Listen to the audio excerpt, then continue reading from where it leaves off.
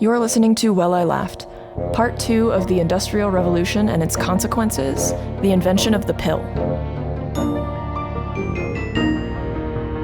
So today,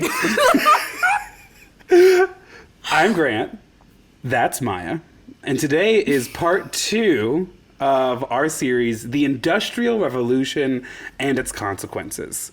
And I thought I had kept my story for the week a secret from Maia. And she informed me that at the last social gathering we were at together, I had talked about it with her several times, which is really classic me, because I just had kind of the blurb of an idea at the time, and since then have written 5 pages of notes on it. Yeah, So, he not only told me what he was doing, he asked me if it was okay that that's what he was doing. well, this week was your theme, right? Like, it was your vision, you know? But we never tell each other these things. Sure. I hear that, too. It's also like, how do you follow the Unabomber, you know? Yeah, also, we are officially the most annoying people to have at dinner parties. I mean, granted, we usually see each other now in this setting where Correct. we're podcasting, so I feel like that's what we're used to talking about. But we got to that dinner party, any awkward silence immediately filled with something about the podcast. So do you guys want to know what the next episode's about? Isn't it crazy that we're on Apple wild. Podcast right now? You guys know that I have a podcast? Did you see the video clip that we posted? Crazy. Oh my god, the video clip we posted got over 500 views. And it did. I love that you love that. So, since you already know it, here's a little bit of a mystery for you and for our listeners. And this is how I'm going to start off tonight's story. Okay. Actually, sorry, one more thing. Remember Casey's suggestion? Yes, I was just thinking about Casey's that. suggestion about how we go on tangents, and sometimes those are fun. Yeah. Oh, I mean, always fun for us, sometimes for the listeners. Yes, yeah. And that when we jump back to it, like to the main story, we should like cue the Remind audience them. back in. Yeah. Word for word, my mother's recommendation. Okay, well, I guess we have to follow that one. And here's the thing, I was so self-conscious of that, because that's my biggest criticism for how I tell stories ever, is I'm gonna like build a world for you. Yeah. And my mom's like, I want the setup, I want the delivery, I want the punchline. I want to know, I just want to know it. I want to go through that hero's journey with you. I don't need any of these side quests. Right. We have 4 podcast episodes recorded from this initial feedback to right now, so you're getting what you're getting. I know, it's so weird to hear people's reviews of our podcasts, and then if they have recommendations, be like, yeah, you'll have to wait a couple months, though. On our drive to be as prepared as possible, we have actually kind of pushed everything to our, you and I could disappear a month before our listeners would know anything. Yeah, would know that we were dead. Which makes us the perfect victims for the perfect crime. I'm going to start off today's story with a little mystery, since Maya already knows what the topic is, but the listeners don't. Yeah. It's a story that I get from The Guardian in 2014. There's like a newspaper article that talks about it. It was talked about when I was going to college and taking anthropology classes. Oh, wow. A anthropologist is speaking to, and this isn't a joke, I promise. An anthropologist is speaking to her class, and she holds up a picture, and the picture is a ancient deer antler with 28 notches in it. Okay. Do you have any guess as to what that was used for? Like counting cycles. Yes. Yeah. And so the anthropologist said, this is perhaps woman's first attempt at a Like a period calendar tracker. and also like a period tracker and things like that. So today's story is going to be about reproductive health, specifically birth control, and how it's a consequence of the Industrial Revolution. See, here's the thing. If I didn't know it was about birth control, I would have never gotten that deer thing. The 28 days might have, or the 28 notches might have done something, but... Might have helped you out there a little bit. A little bit. Yes. Okay. So I want to talk to you guys about the invention of the most prevalent form of modern birth control in the United States. And I realize that's a bunch of disclaimers, but the birth control pill, essentially, is the history that we're going to be getting into today. Nice. But first, Grant, how does that relate to the Industrial Revolution? Instead of waiting until we're 40 minutes in like I did. Thank you for asking, first paragraph of my notes. So there's a phenomenon that's been observed over the last 20, 30 years, which is that developed economies, the families in these developed economies have much lower birth rates than those of developing or more undeveloped economies. Okay. That essentially a wealthier a nation is, and the higher per capita income of a woman specifically, or a person who can give birth, the less children they'll have and the longer they're going to delay having those children. And there's a bunch of reasons for that. And thank goodness for my handy notes, I listed them. So, Ooh. women in developed countries have a lower birth rate than those in developing countries for a bunch of different reasons. One is fewer children die, yeah. and so you don't have spares, essentially. That's the hyper quick way of saying that. That there's an increased work burden on the parents outside of the home. Their work consumes them a lot more, I think both physically and creatively, but then also tangentially related to that, there's actually less work available for children, which is a good thing, but it means that having a child means they're a lot less able to pay for themselves, essentially, which again is a good thing. But when you hear it in that context, it's like, well, why have a kid if I'm not going to make a buck off of them, you know? Especially in context of the Industrial Revolution and child labor. And also, that is my current opinion about having children. So, but thanks to my lifestyle choices, that's not going to happen anytime soon. And also his opinion on owning pets. Famously pet averse. Other things are also important to understand about why people who can give birth have fewer children in developed countries. For instance, they oftentimes get invested a lot more dollar amount resources into it. There's some kind of initial studies that families in developed countries have actually less community support around them to help raise the child. And then finally, because these families or these birth-giving individuals in developed countries have greater economic freedom and mobility, they want to go see the world and don't want to be tied down to kids.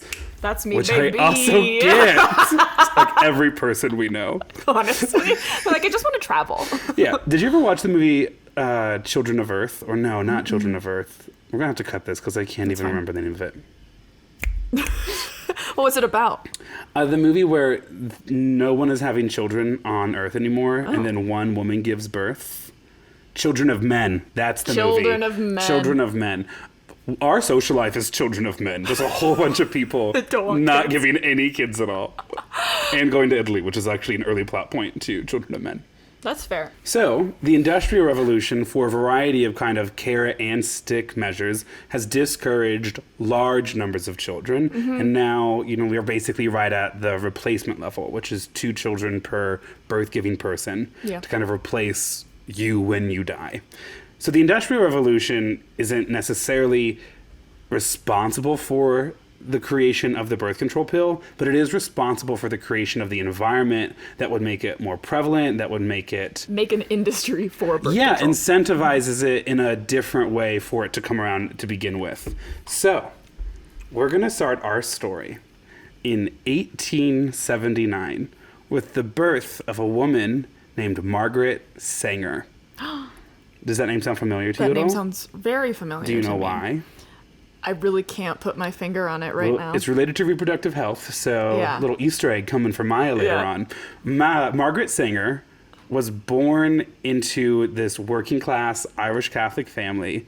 From what I found on the internet, which I got my sources from The American Experience, from Vox.com, VOX.com, and from a healthcare clinic website. I'm keeping that specifically ambiguous for right now. Margaret Sanger was born into Planned Parenthood. Irish... Yeah, there it is. She found Planned Parenthood. She found Planned Parenthood.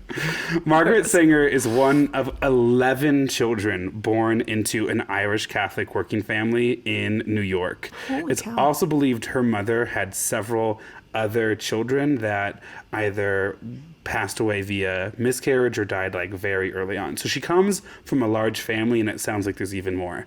And as with all protagonists in any story, hers starts off with a tragedy. When Margaret was 19, her mother, who at the time was just 50 years old, passes away From because she ran childbirth? into the murder trust. I'm kidding. From not in childbirth, but Margaret Sanger believed her entire life because of this pure exhaustion of birthing that many children. Honestly, freaking fair. Yes, the strain, here's the exact quote.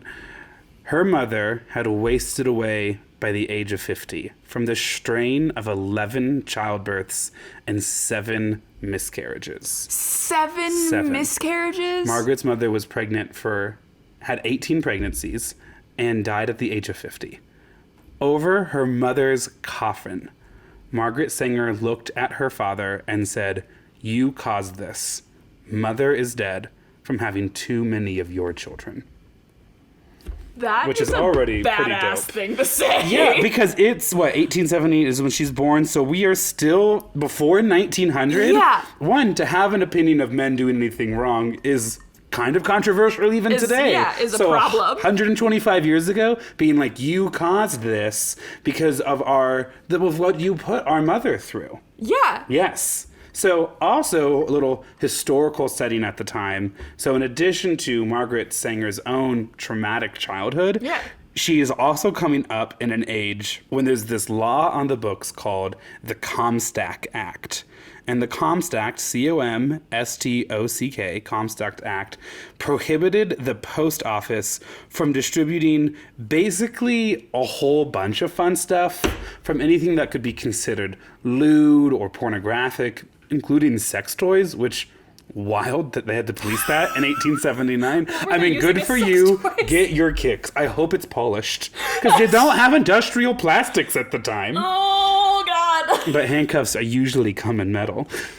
But they also prohibit any use of the Postal Service for mailing or shipping any birth control products. And so her mother dies essentially from the stress of childbirth. And she lives in an era where even if you can manage to find birth control and live in a state where it is even legally allowed to be purchased, you cannot mail it. Not even across state lines, like you cannot put it in the mail or you'll go to jail. So I'm just saying, it sounds like things that are happening now. it really does, actually. And it's really important that one of the Supreme Court decisions overturned the Comstock Act, but that decision is now being threatened by the current unelected Supreme Court that is, that's a whole separate tangent. And I have all sorts of thoughts on it. Yeah. But basically, this story is both a consequence of the Industrial Revolution and an ominous forewarning for what America's late 20s look like. Listen, if we're having another swinging 20s, I'd buy your condoms now, is what I'm trying to say. That's fair. And as much as I do love the Gatsby era aesthetic, I Right. do not want to live in it. Is it only because your English teacher forced you to read The Great Gatsby? I mean, yes, but I Sure. did actually love Fitzgerald and have read a lot of his stuff Really? since high school. I was prepared for you to say Leonardo DiCaprio, which I love. I do and I love loved that. a lot of his work and played Great Gatsby in the movie. I did love Leonardo DiCaprio's portrayal of The Great Gatsby, but I also just really, really loved the book. Speaking of New York, actually, Maia, fantastic segue. Oh, you're welcome. After yelling at her father, a couple years later, like 2 or 3, this woman's in her now early 20s, Okay. Margaret Sanger moves to New York, where she joins essentially the underground abortion services and helps women access, obtain, and then process back alley abortions. And that's kind of like a lot of the topics that we've discussed on this Yeah. podcast. The people who are doing it aren't always necessarily allies, but view it as a chance to like make a quick buck from people in a vulnerable situation. So you're telling me the mafia did run Planned Parenthood? Remember how I told you the Stonewall Inn was a family restaurant before? I'm Yeah. kidding. So Margaret Sanger is now in New York City in her early 20s, helping women process the trauma of having, even if they go well, a pretty traumatic abortion Yeah. experience. They're And very rarely enjoyable experiences. And Right. that's what people don't understand. especially when you're scared, it's super illegal, it's Yeah. dangerous, and you are picking this option because, while dangerous, perhaps you're weighing it against the dangers of having a child at that age. I mean, childbirth is still one of the most deadly things a woman can do. Yep. In addition to smoking. So these experiences, her mother passing away at an early age for both Margaret and her mother, her experience working in New York City with these back alley abortions, which is what the American Experience website called it, radicalizes her in a way that she says women, I mean, at the time women, but people who are capable of giving birth need a way to control pregnancy. And she's one of the first people to start using the term birth control. And one website actually credited her with like kind of mainstreaming the phrase birth control in the first place. That's crazy. Yes. So in 1914, she begins using the term birth control. And in 1921, she founds the American Birth Control League. And I love that about the early 20s. Everything was a league, you know? I do love a league. The only leagues I'm ever invited to today are like Dungeons and Dragons leagues, and absolutely zero hate there. And they are actually remarkably civic-minded, but none of them are going to, like, you know, help pass the 18th Amendment or whatever. No. Yeah, everything was a league back then, and I kind of love that. I want to be in a league. If you're in a league, it can't be Dungeons and Dragons because my improv skills are horrible. But like... We've all seen her try to speak off the cuff on the podcast. Yeah. Well, no, they haven't because I've edited it out. If you ever hear a snap, that's what that was. Sometimes it takes me 3 tries to put together a sentence. Listen, I just wasn't in speech and debate, and it's taken listening to me talk on the podcast for hours to realize that I need to stop saying like and or I'm going to punch myself in the throat. I, however, am classically trained, which is why it doesn't make any sense that I keep saying the phrase, I don't know what to tell you, which apparently is my catchphrase. Yeah. Things the first 3 episodes taught me. So in 1921, Margaret Sanger, radical activist now. Queen shit. Absolutely. Founds the American Birth Control League, which will later become the Planned Parenthood Federation.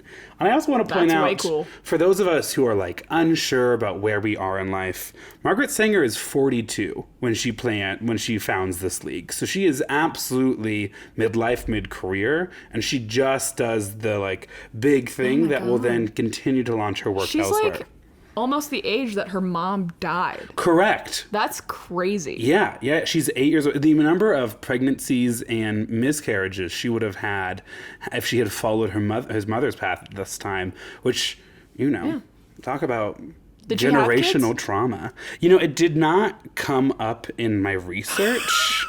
That's not to say that she didn't have it, but a lot of her... But it wasn't. Listen, Margaret Sanger is a complicated woman. I don't want it to sound like we're giving her a free pass. We're going to get into some of her history later on. 100%.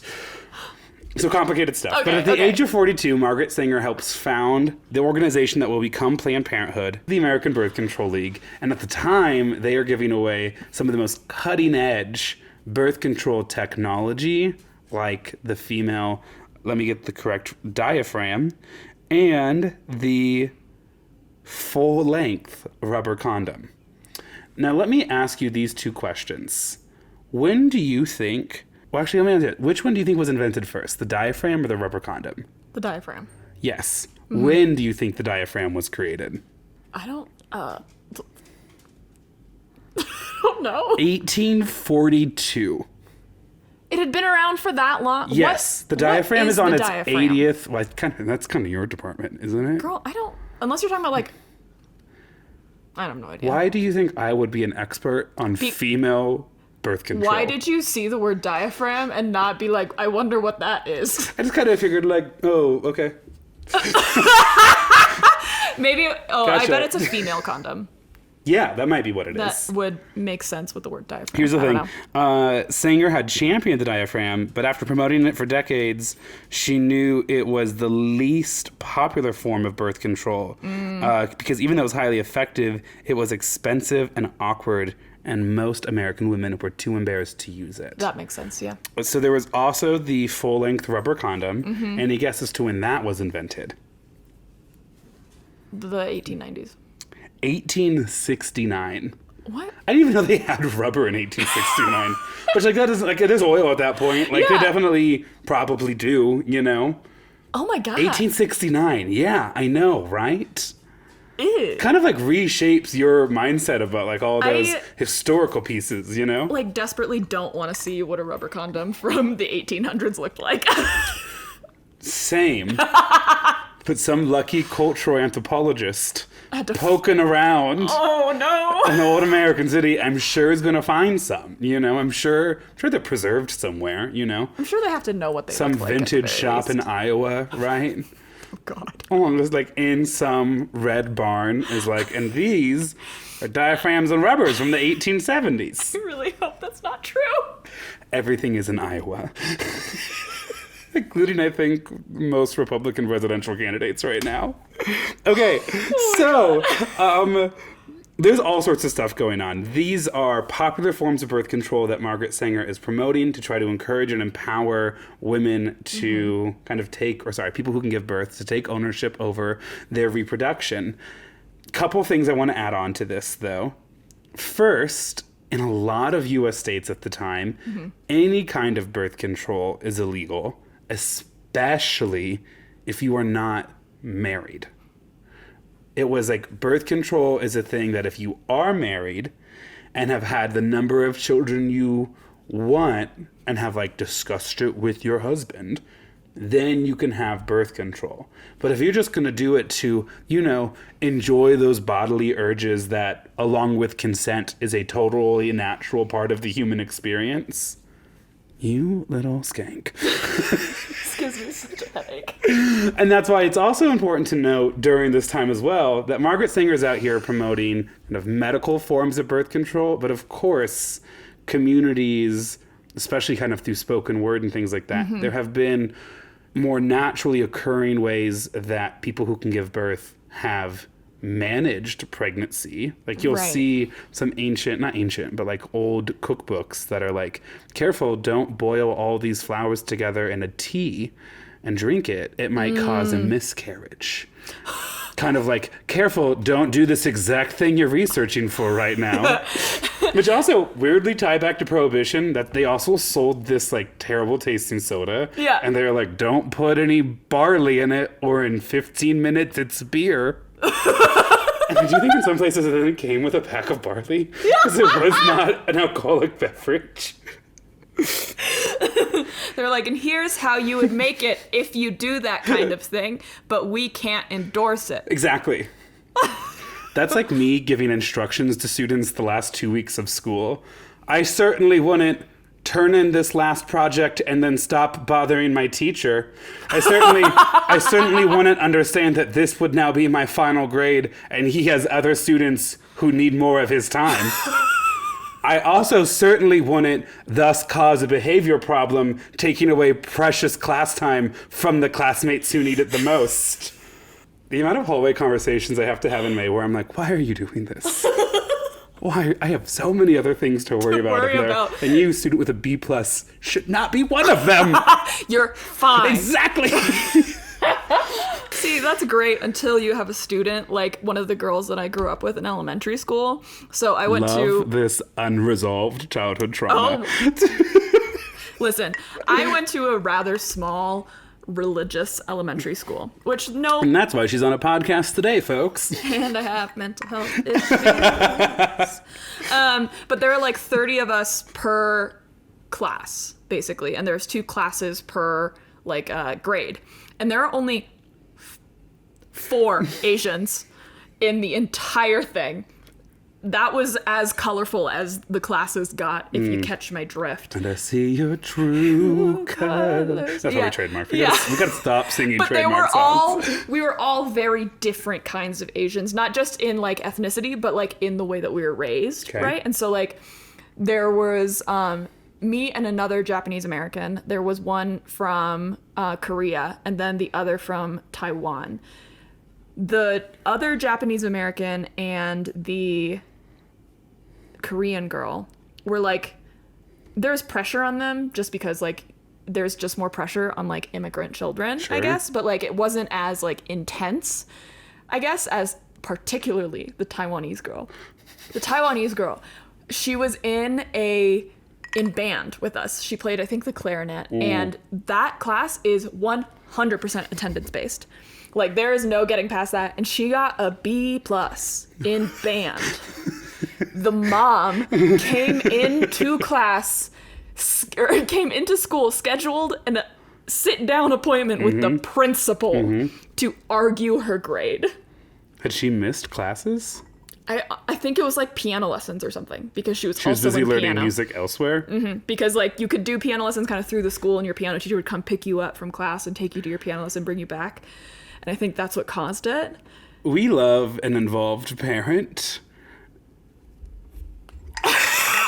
And like I grew up in a relatively strict household, just on like the premise of being raised by an Asian American immigrant mom, right? Sure. But like this Taiwanese mom, we would occasionally go to volleyball camp together over the summers, and she like pulled my mom aside and was like, Maya said a curse word today. And my mom is thinking, Oh, so she's a narc too. and my mom's thinking, oh my God, this again. What did she say? Like, why can't my daughter stay out of trouble? She goes, she said hell. And my mom goes, Oh, yeah. my mom goes, oh. My mom used to run downtown for errands to go drop something off at the office, and she would leave us in charge of the woman next door, who was my mother's best friend and who we had a key to their house for. But like in the late 90s, early 2000s, that's like kind of controversial to do by that point. Yeah. There were definitely plenty of times I hadn't realized my mother was gone until her car pulled back into Like, the driveway. oh, shit. But Teresa Thomas, not a neglectful mother by any Yeah. means. If I had walked into my house and could not find her and needed something, I would have just gone over to the Garretts right away. One, on the assumption that my mom might be there. But two, because Lisa was like a trusted adult. You know, Lisa drove me to school more in middle school than my own mom did. There it and is. that's how carpool works, you know? Yes. And True. we need more of that. And the lack of that is why none of our friends have any kids right now. If we all just lived on the same street, it'd be a lot easier. We were talking about birth control. Yes. Let's bring it back. Let's bring it back, kids. Let's take Casey and Teresa's advice. What were we talking And about? focus it back up. Yeah, So the yeah. last thing I said was Yeah. that she's out here trying to push and encourage people to use medical birth control and hit and miss kind of a little bit, right? So she finally starts to pursue her dream of what she was calling at the time a magic pill of birth control. So she goes off and finds a doctor and kind of researcher. One article called him a expert in reproduction, which like, okay. Kind of feels like something gross a frat dude would say. Yeah. And she goes off and finds a funder. And this I thought was hilarious. So the funder is Catherine McCormick, heir to the International Harvester fortune, which, yes, Maya, trucks and tractors paid for the birth control pill. You know those like little red tractors with like the two big wheels and like a small one in the front that you'll see at like county fairs and stuff? That's Harvester International's main product. So every time you see it, you can slap that bad boy and go, oh, you can fund so much birth control with this thing right here. She'll do. And so they launched this effort in the 1950s. By the 1960s, it gets approved. And Sanger lives long enough to see the pill be created and to see the groundbreaking Supreme Court case, Griswold v. Connecticut, which did a bunch of different things, but basically ensured that Americans constitutionally have a right to privacy in the doctor's office. Right. And that means including making decisions around birth control. Although the decision at the time was again narrowed down to being specifically just married couples, but it essentially overturns the Comstock Act, which means you can now ship dildos. That's what matters, kids. That's what matters. You don't have to go to a sex store now to order dildos. You can get that right off of Amazon. So, hate to transition like this, but my father was born 3 years before the Griswold v. Connecticut case was decided. Okay. So this is now very much like present history, not past history. So Margaret Sanger lives to found Planned Parenthood, lives to see her dream of the kind of magic birth control pill be invented, lives to see the ending of the Comstock Act, and does not live to see her final dream implemented, eugenics. And I'm not even joking. which is the second part of this episode. Margaret Sanger, bad woman, not a great person. Oh, also the pill, super big ethical issues, which is where the hot stuff really begins. I don't know if we need to cut straight from it's Pride Month to Margaret Sanger, eugenics expert, but great. That's where we're jumping into it. Okay, perfect. And I also feel it's important to say this now before we get into all of this. Mm-hmm. The organization she founded, Planned Parenthood, released a statement, I think a decade ago, kind of around there. And it was a longer statement, but it clipped these three things. Mm-hmm. So everything I'm about to say, Planned Parenthood has released a statement on. So Planned Parenthood say this. Margaret Sanger, helped usher in the birth control pill and reproductive health. Sanger also believed in eugenics. This is now a direct quote. An inherently racist and ableist ideology that labeled certain people unfit to have children. Eugenics is the theory that society can be improved through planned breeding of desirable traits like intelligence and industriousness. Margaret Sanger was so intent on her mission to advocate for birth control that she chose to align herself with ideologies and organizations that were explicitly ableist and white supremacist. In doing so, she undermined reproductive freedom and caused irreparable damage to the health and lives of generations of Black people, Latino people, Indigenous people, immigrants, people with disabilities, people with low incomes, and many others. Her beliefs opened the door for people opposed to reproductive freedom, including safe and legal abortions, to make false and unfounded claims that Planned Parenthood today has a racist agenda. Planned Parenthood denounces Margaret Sanger's belief in eugenics. First of all, I love that they made a statement about that, because that's very important to know.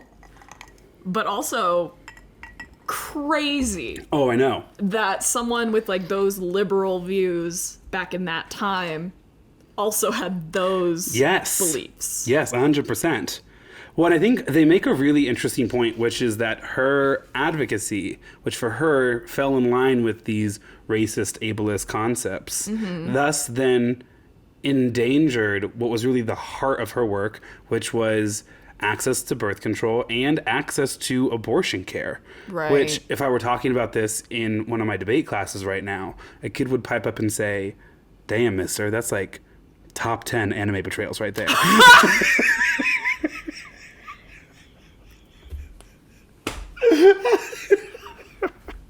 Listen, we're going to talk about some serious stuff, but some quality timing. We can find the humor in it still, too. So, my good God. Let's talk about some of the insane shit that Margaret Sanger got into, who, by the way, at this point is in her 60s and 70s and 80s, and she chases this dream. Oh, she's really just... Correct, which is why at the start of the episode, I called her the protagonist, not the hero. And that was intentional, a little Easter egg. Okay, so our story begins in the 1950s when Planned Parenthood founder Margaret Sanger works together with Gregory Pincus and the founder, the heir of Harvester International, Catherine McCormick, to begin research on a magic birth control pill. It's happening in Massachusetts, and it's the Worcester Foundation for Experimental Biology. Okay. So now this information that I'm about to share with you comes from Vox.com, and specifically with their interview with the author of the book, The Birth of the Pill. Okay. Do not have the author's first and last name. Good job. So let's jump into it. Okay.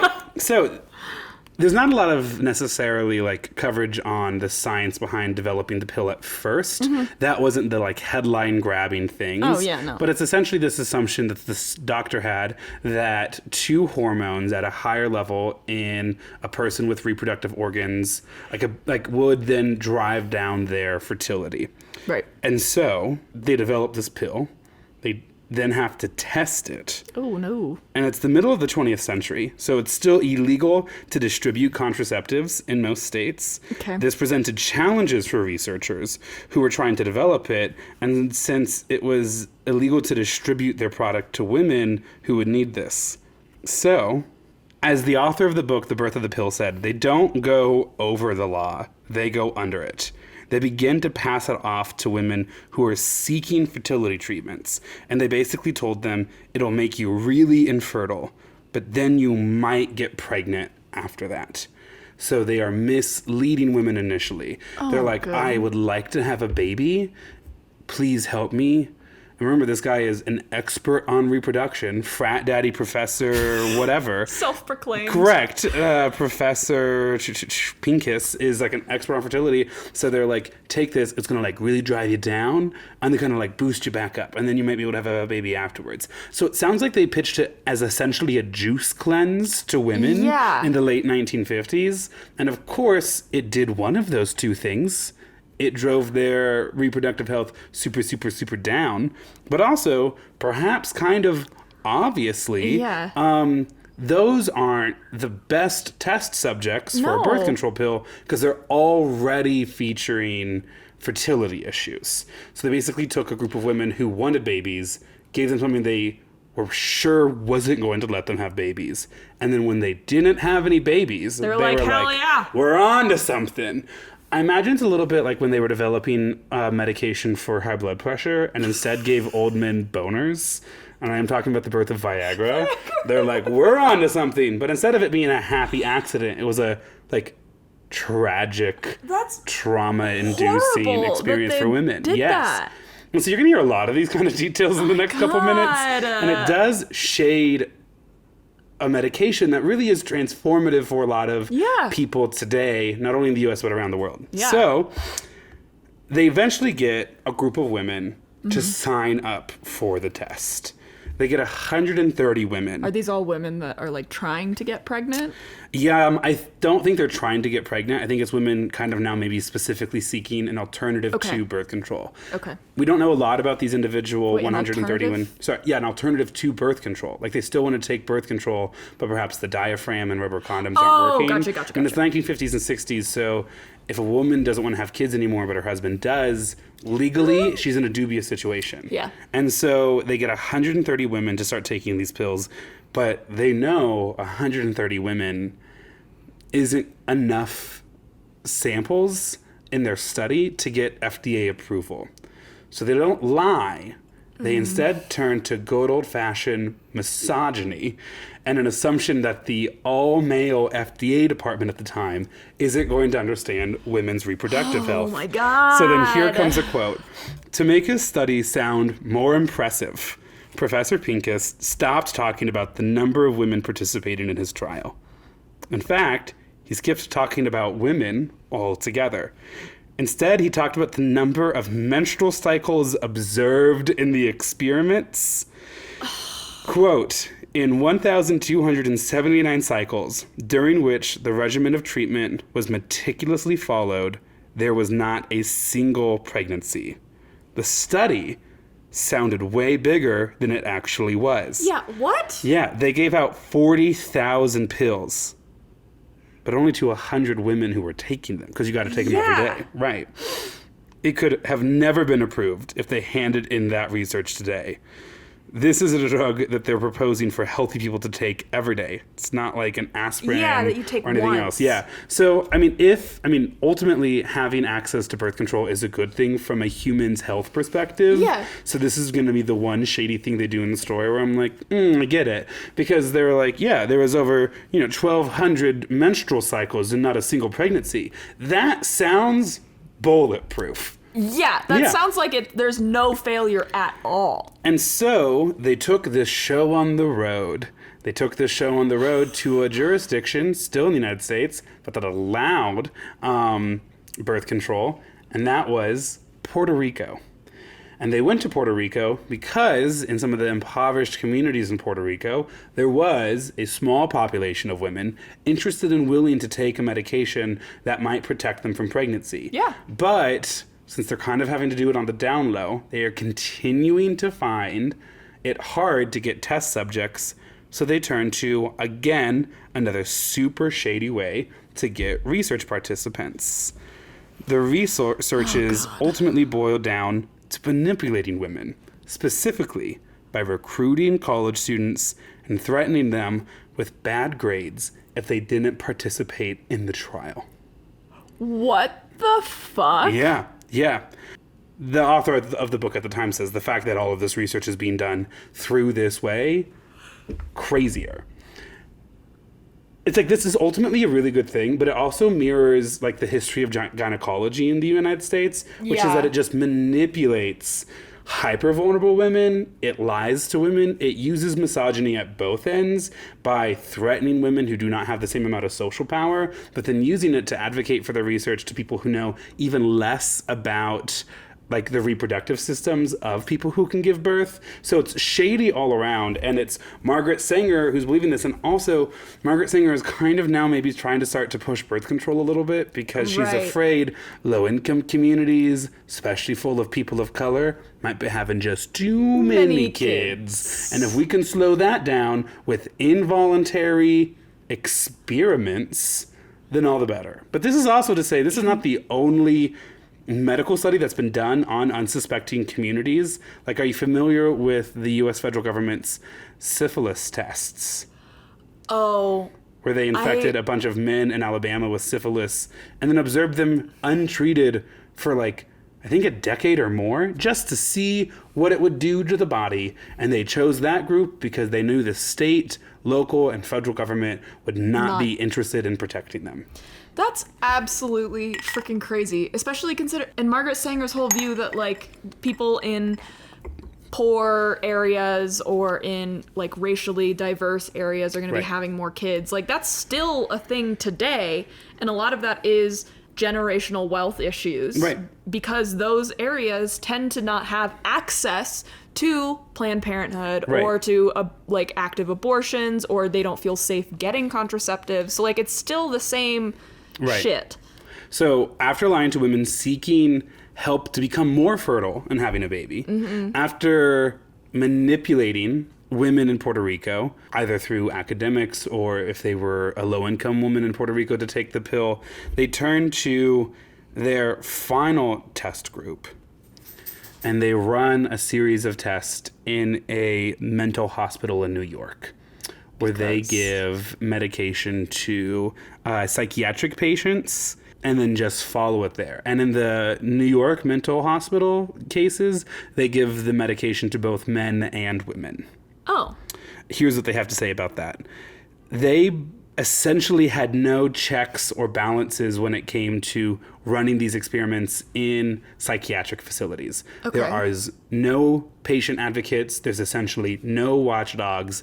If you can get in good with like the leading physician at the place, you basically have permission to do whatever you want. And then even worse, as the book quotes, some attendants would then essentially abuse the relationships they developed with these people to get them to say yes without any knowledgeable consent. So it'd be like, hey, I'm going to give you this shot if that's okay. They'd be like, sure, doctor, whatsoever, because they are their caretakers.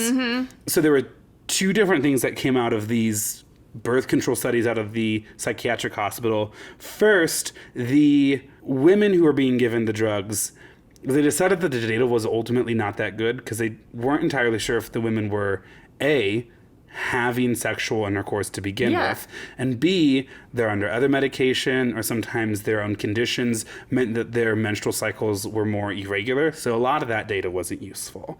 But then that they were giving the birth control to men was especially confusing because Margaret Sanger is officially on the record saying she's not looking for a male birth control option. So if you're wondering in part why, Margaret Sanger was not interested in researching it. And they saw some changes in like men's genitalia after half a year. It was like a little bit smaller, but they had a hard time pinning that on anything. Regardless of what the results were, it didn't make any sense because they weren't trying to create a drug for men to take. The drug that they were giving them was in no way like designed for them to take it. And then this is, I mean, just like kind of cherry on top of it all, they ultimately stopped giving the birth control pills to the men of the psychiatric facility because they were having a hard time coercing them to give them sperm samples to test what their fertility was like. What the fuck? I know. Oh my God. For a pill that is so ubiquitous today and used by millions of people to control their menstrual cycles.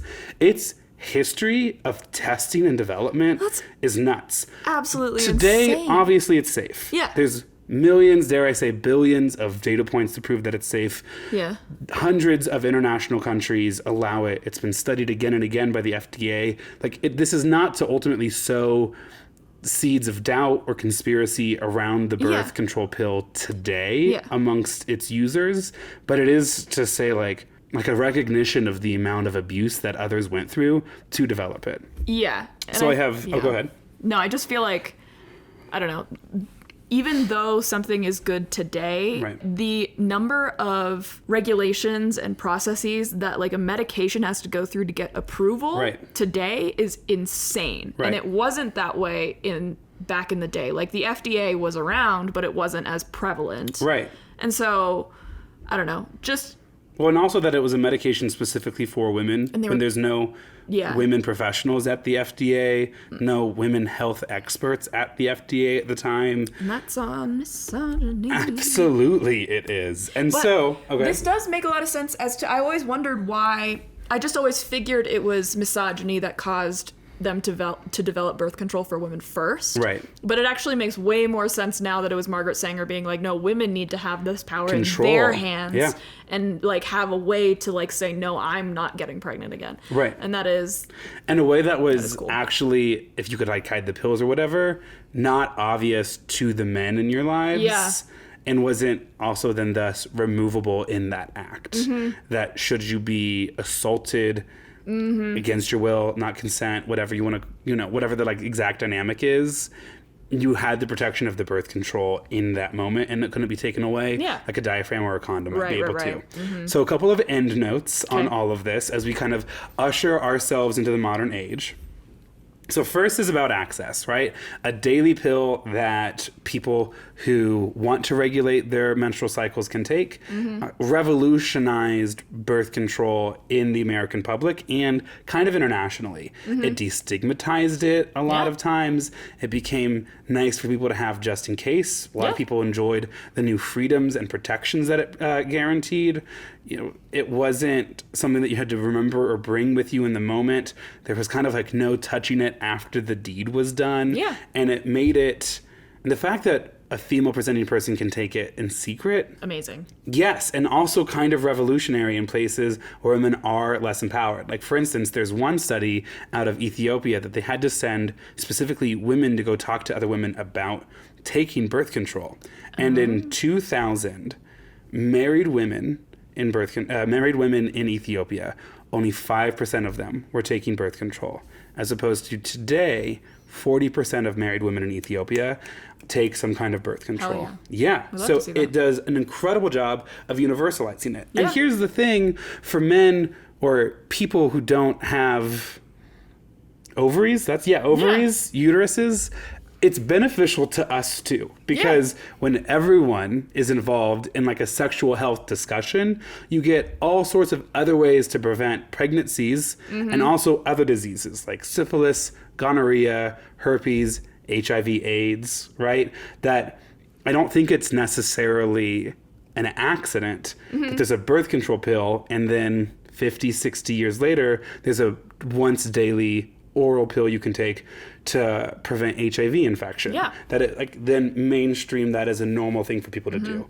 The second takeaway, and I think this is even more interesting, especially as this is being recorded at the start of Pride Month. Let's talk about the Catholic Church for a second, which does not believe in or support the use of contraception.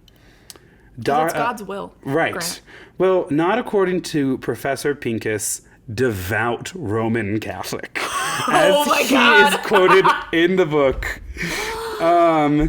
He didn't have to be sold on this research. Point blank, He believed the Catholic Church was wrong, and that sex was a very important part of marriage.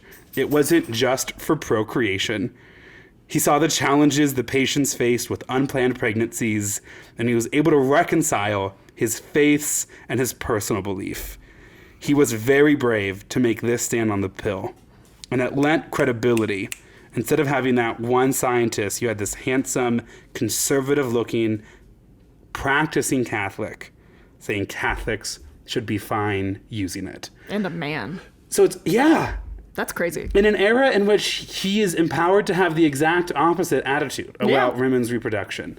And so I'm just saying that apparently in the 1950s, your own personal dogma and a willingness to let people live their lives were two opposing thoughts one could comfortably hold in their own brain. Jesus wore a dress.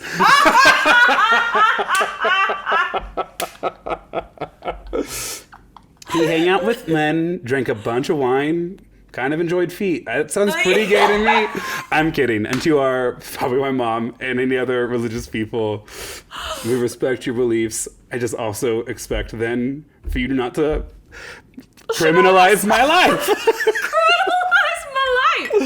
Yeah. And it's also important to remember that people don't always take birth control for birth control, because I started birth control when I was 15. It's not like I was having sex at 15, mind you. It was because I had periods that lasted like 9 to 10 days. Gosh, that's like a third of a deer antler. From the start of the story, the 28 notches. And was just like, my mood was just uncontrolled. And granted, I was probably depressed and not on medication, so that maybe had something to do with it. But also, like, my mood was way more unstable when I was on my period, which meant a third of my life I was a menace to society. And my mother said, "We're putting you on the pill." So this is you mellowed out. Yeah, this is me. And you can ask Casey. There was like 2 months. Okay. There was like a month that I lost my birth control. I like went on a couple trips and I like didn't have my birth control with me. So I just said, you know what, like screw it. I'm just going to like wait until my period happens and then like fresh start. Sure. Fucking nightmare. That was like the worst period I've had in like a decade. And Casey was like, I was so mad and irritated and depressed. And Casey was like, what is happening? And I was like, I'm so sorry. Part of me wants to be like, you know, Maia, I think Margaret Sanger would be proud of you for taking control of your reproductive health. But then she would realize you're multiracial and then probably be really disappointed. Sorry, Mom. Sorry, Margaret Sanger, I mean. So, yeah, this whole conversation is very illuminating because as a person and as a queer person specifically, like birth control, I'm not an expert on it, you know? I think it's great, you know? I think, you know, let 1,000 flowers bloom. I do, however, have one little story to kind of share on this topic while we're talking about birth control. And also maybe low-key the Industrial Revolution. So this story is going to start off serious, but it's funny and has a happy ending, I promise. Okay. So a couple years ago, I discovered a lump in the male reproductive area of my body. And I'm fortunate enough to have a job that has health insurance and to live in a city that has access to medical facilities. I mean, already at the start of this story, it's like not a great day for me individually, but I have more resources than I think a lot of people do to like handle the crisis. And I'm absolutely tripping. I am freaking out. So I go to a doctor. They're like, we don't think it's cancer, but we can't tell you it's not cancer. So we're going to send you to an ultrasound technician. And then that area of my body gets ultrasounded, which I don't have this as a running list, but if it was first or second on the list, okay? And I am this funny because I had a weird and embarrassing childhood, okay? And this was, I'm like 24 in this story, 25 maybe, and I am like mortified, embarrassed at having to get ultrasounded in that area. Anyways, I get a call a couple of days later, and I like rush out of my classroom to the bathroom, and I answer the phone, and they go, "Is this Mr. Thomas?" And I go, "Yes, it is." And then the woman on the line goes, we have good news and we have bad news. You can't start a call like that to a patient that thinks they might have cancer. And I'm like, listen, I'm sorry, but part of me in that moment is like, I've already shaved my head, so I think chemo like won't be as noticeable. Like I'm like You're preparing. Yeah. I'm preparing for them to tell me that it's treatable. Is like what I'm preparing for. And she says it's not cancer. And I have this like huge sigh of relief to the point where I almost dropped the phone. I forget there's bad news coming. Yeah. She goes, so, she explains what the lump is. It's not cancerous. It's fine. Yeah. But like where it is in my body, she then says this part and she goes, it will make it harder potentially for you to have children naturally. And I laugh so hard that now when I tell this story, I always like to say, which is totally fine with me, I hadn't planned on using that feature anyways. It's like finding out your car has heated seats, but you live in Mexico City, Oh, I didn't know that could do that. Well, I'm probably never going to use it anyway, so that's fine. I appreciate how nervous she was to tell you that, and you're like, oh, baby. Oh, that's it? So it's 2 pieces of good news? So not only am I going to be probably not fertile. Oh, those years I'd been so careful. So that's why none of my partners had gotten pregnant. Gotcha. You're telling me I can't pass on these genetics. That's ridiculous. Well, I just, hate to put another burden on my straight, heterosexual, Christian male younger brother's shoulders. We're going to have to toss this one to him. Sorry, kid. I do love him to death. He's wonderful. He's an ally. And he has a lot of check marks to hit because I'm not doing it for the family. He's getting married this August, and I looked at my parents and I said, "Boy, we better do it up big. This might be the only marriage that happens in this family." My sister and I are fun. That's the important thing to know. My sister and I are fun. No, she is a lovely person too. I will be the eccentric uncle. I have recently decided to transition from saying, no, I don't want kids, to saying, this line dies with me. Because I'm an only child, and... Children of men. I will not be passing on these genetics. There's no need for that. Yeah, I mean... We live too interesting of lives to have to accommodate a high chair. No, I'm kidding. And I've met more people in my life that are older and that have never had kids, and I want to be them. Sure. More than anything else. I think, and this is the empowering thing. I mean, I know we've been like pretty sarcastic and flippant about this. There are a handful of people in my life who have had kids and are fulfilled by it and like love it. And I love that. And I'm super appreciative that my parents ultimately decided to start a family. I think, at least for myself personally, in thinking about what I want, maybe what I have to give, like where my energies best lie, I don't at the time currently know if being a parent is one of those things. But again, this is kind of like the liberating part of queerness is I get to work on my own timeline. And I think seeing a lot of my friends here in the city especially, the best way I can describe it is a lot of them have also started to experience the liberating impacts of being queer, even if they're not queer, of just like decoupling any sense of timeline from your own hopes, dreams, and aspirations. Yeah, I think heterosexual couples have like so much pressure on them because immediately, even if you are super liberal, if you're in a heterosexual relationship, you'll go to family events and people will be like, so when's the first kid coming? Right. And it's like, Susan, I don't want to talk about this with you. I bought a house with a fenced-in backyard, and everyone was like, so when you getting a dog? And it's like, tell me you don't know me unless, He wanted a garden, and I want to point out that his garden boxes are conveniently large enough to hide a body in. A short body. They top out at 5 feet long. I know, but you could curl them up in the fetal position. Why have you thought about that? Oh, because we're going to Gone Girl Casey. Yeah. Shh, don't say that out loud. Honestly, here's the thing. It'll have to happen in the fall because I have a really beautiful patch of cilantro growing. No, and that'll be great. It'll be good fertilizer come spring. Okay, but I eat a lot of that produce. So I'm going to start a whole second podcast where I just talk about my gardening. Maybe a 3-episode arc. I don't know.